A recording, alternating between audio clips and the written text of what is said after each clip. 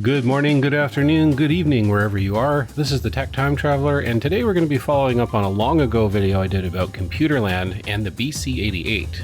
If you saw that video, you might remember me mentioning the BC88 had a more powerful brother called the BC286. Well, guess what? I've got one. And it has some issues. Let's see if a would-be Computerland upgrader got value for money.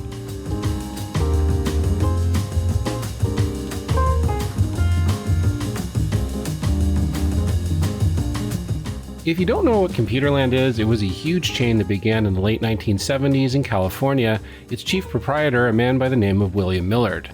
William, by the way, also founded IMS Associates, which produced a famous early microcomputer you may have heard of. Oh, and he had some small troubles with tax authorities and a lot of people he did business with, and he kind of vanished for a while, but anyway. I did a, slapdash kind of documentary video on Computerland many moons ago. It was a little bit unintentional, and yeah, it was supposed to be centered around the BC88, an IBM PC compatible that was supposed to turn the company's fortunes around with its unique upgradability. Computerland was broken up for parts and dissolved into other companies, the victim of a changing retail scene, clashing personalities, and a $250,000 credit note for a totally different company that later came back to bite William Millard in the butt. If you haven't seen that video, I sort of hesitate to recommend it to you. It was one of my first attempts at a documentary, and man does that show. Anyway, yeah, that video was supposed to be just about the BC88 here. There was something about the styling that appealed to me on this machine. I'm a pretty visual kind of person, and I was also intrigued about what lay inside, because the BC88's alleged claim to fame was the ability to upgrade it by simply replacing cards. Essentially, the BC88 borrowed from industrial PCs that used a basic ISA backplane for the motherboard, with everything chipset-wise being on cards. Computerland thought this would entice people who were anxious about obsolescence. Unfortunately, Computerland found out, as others attempting this path did, that consumers tended to just buy a whole new PC when it came time to do an upgrade. It was just easier and the benefits were manifest. Anyway, as far as I know, Computerland only ever released two models of their machine, the 8088 powered BC88 and the 286 powered BC286. So if you bought a BC88 and wanted to jump to a BC286, you just had to contact your local Computerland and they'd do the upgrade for you. Not cheaply, of course. From very limited documentation I was able to find, it looks like they charged about $1,400. Following the Computerland video, I kept my eyes open for its more powerful brother. These machines aren't exactly common, but I did get rather lucky when a seller offered one with keyboard and monitor for just $75. Yeah, I clicked my PayPal button so hard I think I sent it into another dimension. Unfortunately, the monitor seems to have taken a bit of a whack, and while not destroyed or seriously damaged, it is exhibiting weird behavior from this moving dark spot.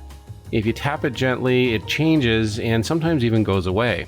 Anyway, here's the star of the show, the Computerland BC286. Both the BC88 and the BC286 were custom built by a Korean manufacturer Computerland owned, and the build quality is quite decent. I don't think Computerland was known as a cheap place to shop by any means. They needed margins to pay for that corporate jet after all. This particular machine was apparently sold or serviced by a company called A1 Computer Services in Staatsburg, New York, which looks to be a small little village upstate. No address, and I couldn't find anything in newspapers, so yeah, probably it was a long gone mom and pop type deal. This machine looks to be in overall great condition, except for this weird sap-like stuff I just found on the lid. No idea where that came from. There was an Osborne 1 sitting on top of this, and yeah, that's a plastic case, so there'd be nothing leaking from there. Ugh. Yeah, I'll just wipe it off for now. The front panel plastic is relatively unscathed by UV radiation compared to the deeply yellowed BC88. And unlike the BC88, which was set up for a Novell network drone and didn't have anything but a floppy drive, this machine actually has a hard drive in it. Around the back we have the usual array of PC ports, including a little white reset button. Not really a convenient place for that, but whatever. Popping off the lid, we can see the interior isn't really any different from the BC88. Both machines sport an ISA backplane, 160 watt power supply, and I think a 360 kilobyte 5¼ inch disk drive. Let's take the boards out here and see what's similar or different. One thing that seems to be exactly the same is the backplane. Even though the BC88 is totally an 8-bit machine, the backplane in it was set up for 16-bit ISA cards. I guess it had to be if the customer wanted to upgrade to a true 286.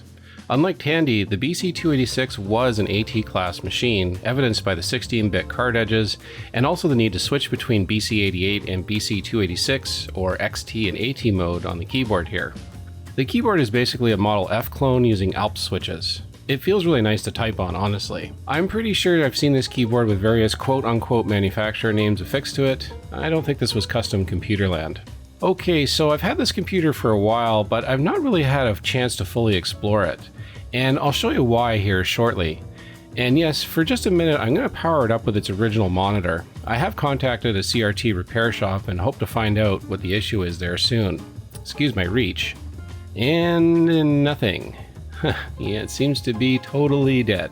I know for sure the power cable is good. I ended up swapping them between monitor and computer in case, but nada. Uh-oh. This might be a short video. I didn't capture it on camera, but I tested this power supply and the power supply from my BC88 unconnected, and the BC88 PSU powers up, but the one from the BC286 doesn't. So I think what I'll have to try is a power supply switcheroo, and since we're going inside the machine anyway, that'll give us a look at its hardware. I'm not a huge fan of these front bezel integrated top covers. They're a bear to sometimes remove and definitely to reinstall. Plus, you often require a lot of space to pull the cover fully forward for removal, and it's sticking on the rails all the way. Someone was really careful about making sure the cards were installed in a certain order. They numbered each one with marker. Probably a novice concerned about messing something up while upgrading or fixing something. Oh wow, Computerland went with seriously solid state storage. Yep, that's a mini scribe brick, hard drive. Wow, yeah, two companies riven by scandal and intrigue married together in one box. Oh man, how could this combo go wrong? Okay, so here's the board that makes the BC286 what it is. From the left we've got BIOS, keyboard controller, DMA controllers, and a 8 MHz 286 CPU. Oh, and because we're really posh here, an 8287 math coprocessor, something I never had as a kid. That lines up with this machine being used in design. You'd need a copro for a lot of design software. The reset button is mounted through the bracket on the tail end of the card, and down below here we can see a 16-bit card edge, so yep, definitely 100% AT class. And yeah, if I wanted to, I could literally just transplant this into the BC88 along with a memory card and we'd be laughing, and ain't nobody charging me $1,400 to do it neither. This appears to be a controller board for the indicator lights on the front of the case, and apparently this is where the CMOS battery was mounted. It's in bad shape. Yeah, the first thing I did when I got this, because I'd run into this problem with my BC88, was go in and remove the battery. Unfortunately, like the BC88, it already had lots of time to puke its guts everywhere.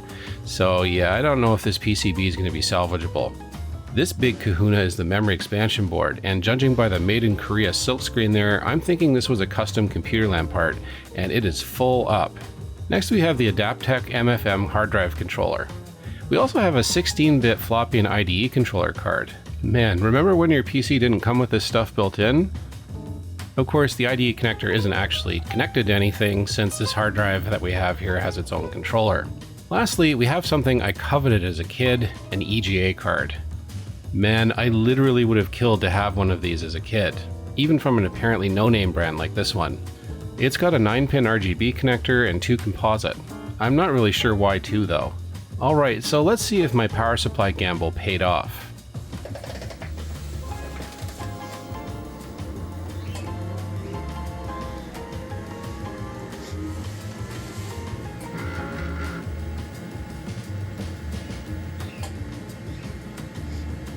Nice. It just powers up with a custom Computerland BIOS message. The system has a little under 2 megabytes of RAM. And the weird thing about the Casper monitor's problem here is if you crank the brightness and contrast enough, you can see the text in the dark spot just fine. Yeah, if you lightly tap the monitor, it changes. I showed this monitor off in an unboxing video and commenters thought everything from shadow mask peeling off to yoke problems. I never really did get time to dig into it though. It's really strange. Hopefully the CRT guy can fix it. I don't like the steady blinking on the hard drive though. That's not a good sign. The BC286 has a ROM-based BIOS control program. Nice. I always hate having to find or make BIOS setup disks for some of my other 286s. This is positively luxurious. One thing I noticed about the hard drive flashing, it definitely looks like it's a pattern. That might tell us what's going wrong here. I'm not super hopeful about our odds of fixing this thing given how old it is, but you never know. Apparently this is actually an error code number 1101, which is a seek error during burn-in or a recal. Yeah, it looks like we're going to be going back into the machine here to pull out this brick and see if we can unbrick it. The drives appear to be on plastic rails. This isn't my favorite mount system since it's just an extra thing that you have to bolt onto the drive, and there's something you can lose. And yeah, they're held in position by these little clips up front here, one of which seems to be missing for the hard drive.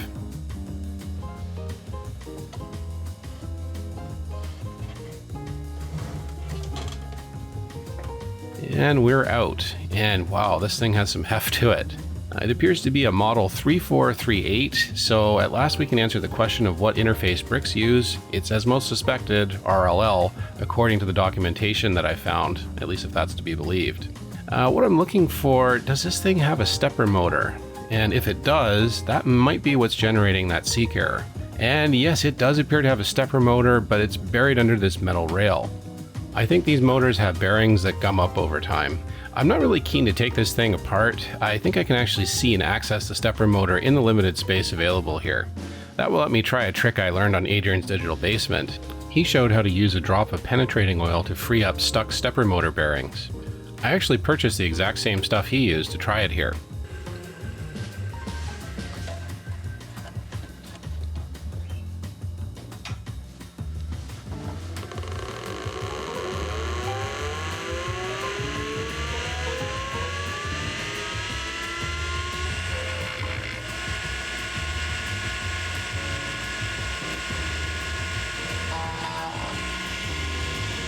Yeah, I think it's stuck. That grinding noise is not normal.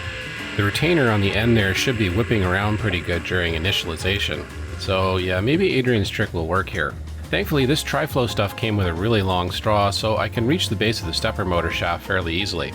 Plus, given past experience, I like to stay at a safe remove from stepper motors generally.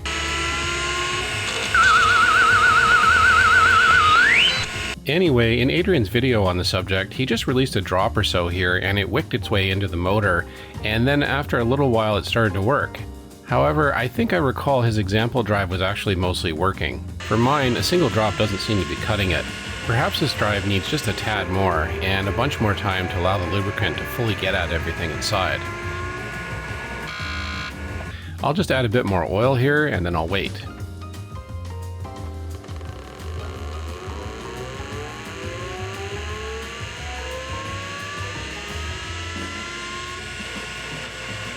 It's definitely getting better, but not quite there yet. I'll wait it out some more. Ah, there we go. Now it's doing complete circles and the error light is gone. Fantastic. I'm going to exercise it a bit here just to make sure it's okay.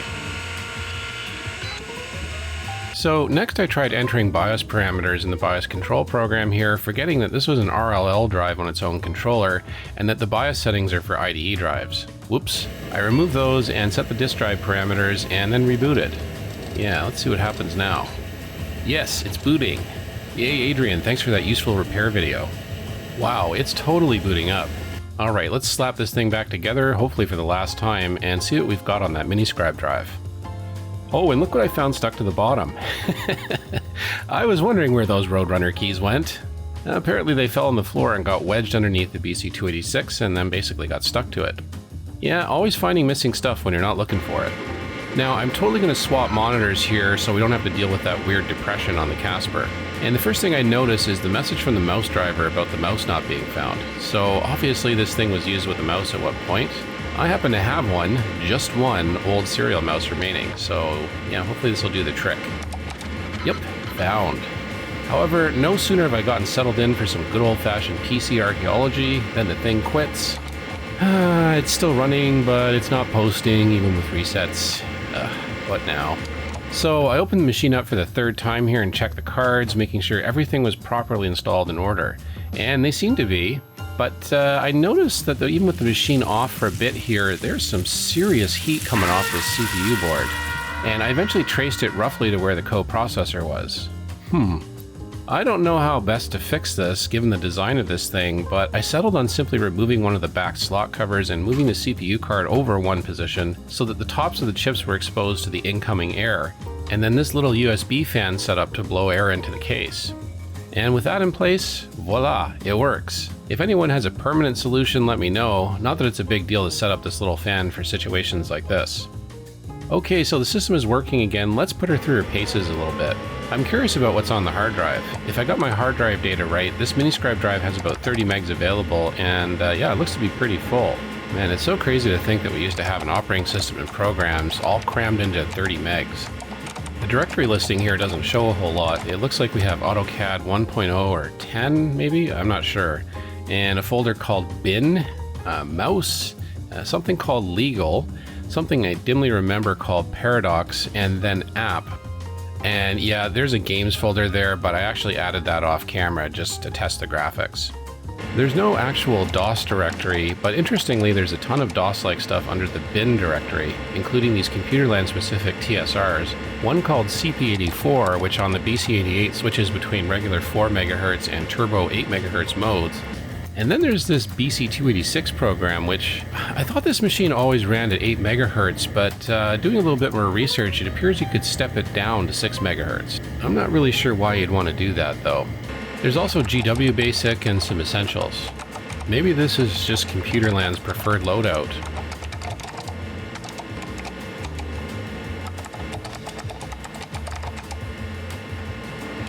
Now for some benchmarks. I'm going to use landmark speed tests since that's what I used on my BC88. I just want to compare like for like. The results with the BC88 were pretty miserable even in 8 MHz mode.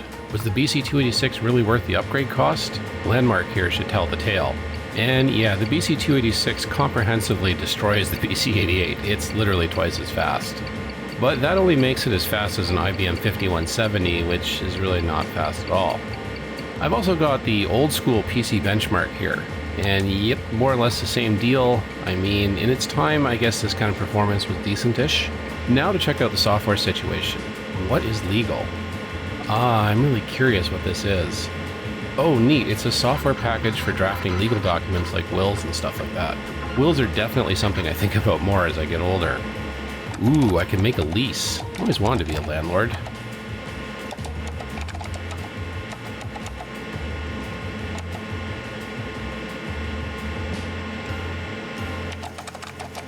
Yeah, some pretty perfunctory stuff here. Next up, the app folder. And no, not a general app folder, the app folder for the app program, you know what, never mind. EGA logo, what's this? Ah, nice logo slowly drawn.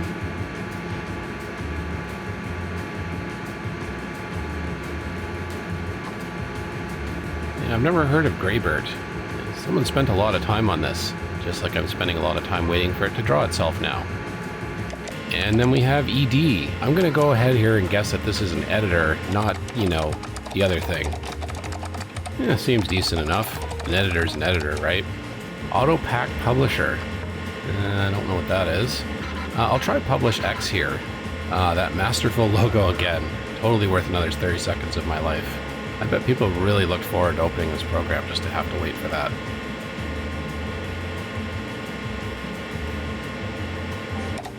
And it wants to load a file here. I did see some drawing files earlier. I'll try 1998 Xmas. Kind of crazy if this machine was still being used in 1998. Okay, well, that's as far as that goes.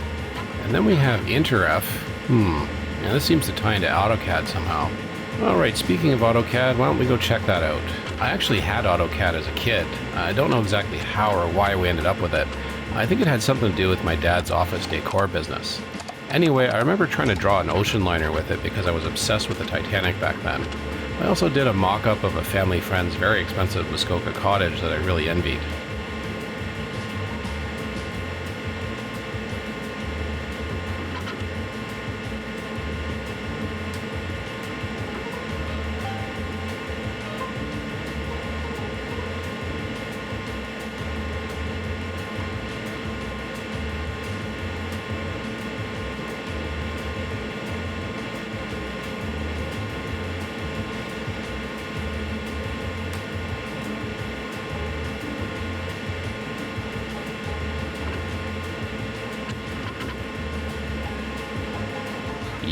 Yeah, I don't remember much about AutoCAD at all. I'm so used to modern Windows 10 or 11 systems. Yeah, I'm not even sure what version of AutoCAD I had, to be honest. 10 does kind of sound familiar. I'm trying to move around this drawing here the way I might with other programs on my current PC, just by holding down the right mouse button, trying to drag things around, or just open up a context menu. But yeah, it basically just gives this instant menu, which is a full page, and I don't see anything in here that really describes how to move to a different place on the drawing.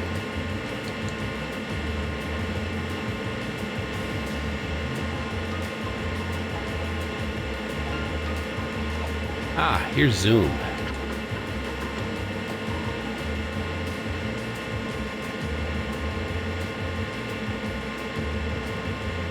Wow, thank God for the coprocessor, eh? Without that, I'd hate to think how long we'd be waiting here on this. Actually, I think an 18-hole round of golf would be faster than rendering this poster. This appears to be someone's golf tournament from 1995. Good lord. Yeah, in 1995, I think I was using a Pentium of some sort, so yeah, somebody was really getting their money's worth out of this thing. And yeah, this thing was not cheap. Okay, so let's check out Paradox. Yeah, this is what's called relational database software, kind of like Microsoft Access. Definitely beware the non-relational variety. You want to get through the Naugahyde door? Oh, I'm a database. I can help. So first you go see the wino in the hall. Then, the sky is blue. I ride a moped. And lizards don't wear shoes. Who needs that silly Sierra hotline when you've got query this? Okay, so now to games. Let's see how things look here. King's Quest III fires up in spectacular 16 colors. I'm currently replaying this one as I had to do it mostly on our CGA crippled 5170 when I was a kid, and it was super hard since some objects really didn't show up well in 4 colors. Man, if I could have afforded EGA back then. Now, for comparing to the BC88 in my long ago previous video, I wouldn't mind trying a game I tried first on that machine, Test Drive 1. Listen to that Miniscribe squeak.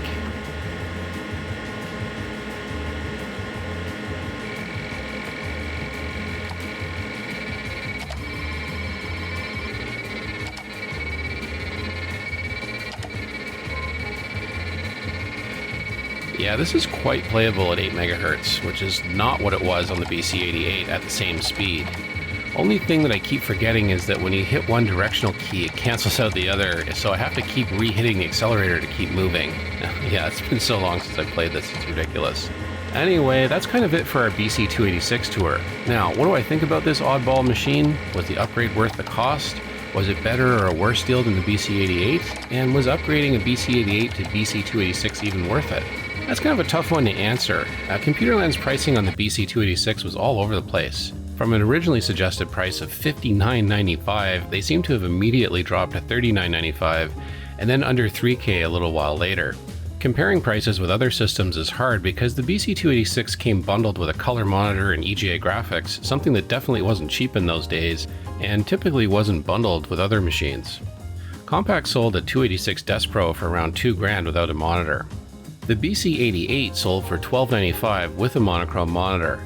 So basically for twice the performance and color, you paid twice the price if you bought the BC286 outright. If you merely upgraded your BC88 though, sure, you were paying another $1,000 or so for a faster 16-bit system, but you weren't getting the EGA graphics or color monitor upgrade in that deal, so actually you were probably better off to just buy the BC286 right out of the gate.